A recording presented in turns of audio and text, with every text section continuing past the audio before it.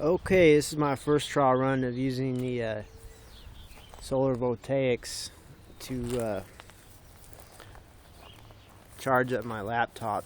I think this is a 20-watt solar panel. It was a system I bought off of eBay. The seller there really knew what he was doing because it's a very complete system. It's a Panasonic CF-29. I might do a separate review on that, but it's held up. I've used it for school. I've played around with the AI system on there. There's a lot of different programs it's handled. It's basically an XP.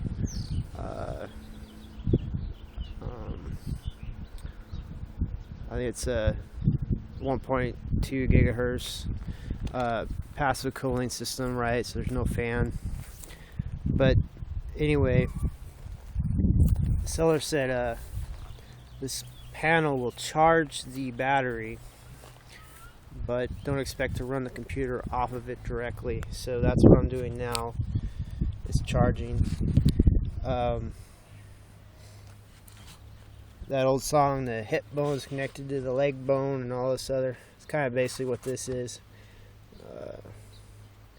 It's I guess a standard solar connector, right? And that just goes into an aftermarket plug that plugs in. And you can see the charge indicator. It's actually charging, right? It'll tell in how long this will take. It's my trial run, but I just want to put something up on YouTube, get back in the swing of things as far as my military industrial museum, and I think this would be interesting. I'm actually very proficient in a lot of electrotechnical subjects, so don't be surprised if I deviate into that a little bit. But just something to consider.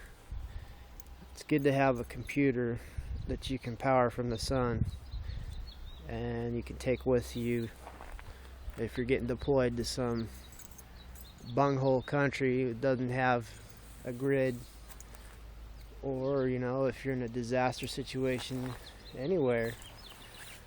It's good to have an alternate way of powering your electronics. And so this is a proof of concept, and I'm hoping that the military leadership will consider. There's a program called One Laptop Per Child. It gives laptops to third world countries, but I think the military brass should consider one laptop per soldier. Just imagine giving every soldier a laptop like a Toughbook, for example. Doesn't have to be the fastest, most up-to-date Toughbook. You get Toughbooks now for pennies on the dollar. They're just a few years old, and they are certainly functional. The only reason you need a high-end processor is if you were doing a lot of gaming or graphic applications. More or less, a decent processor will do you fine. And but back to what I was saying, just imagine if the whole army, every soldier had a laptop, and on that laptop was every technical manual, every training manual, graphical training aids, all that stuff that the Army has. Every soldier would be a resource in and of themselves. And it's just something to consider for the military brass. That would be a really good investment.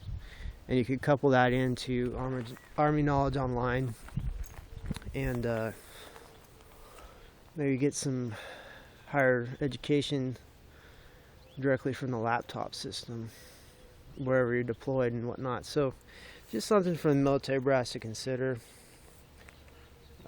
Chances are they'll never see this video, but if they do, something to think about.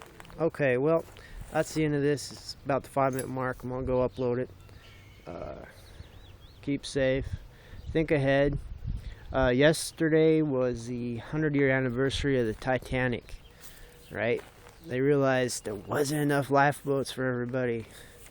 So I invite you to think about your life and in what situation you are finding yourself in.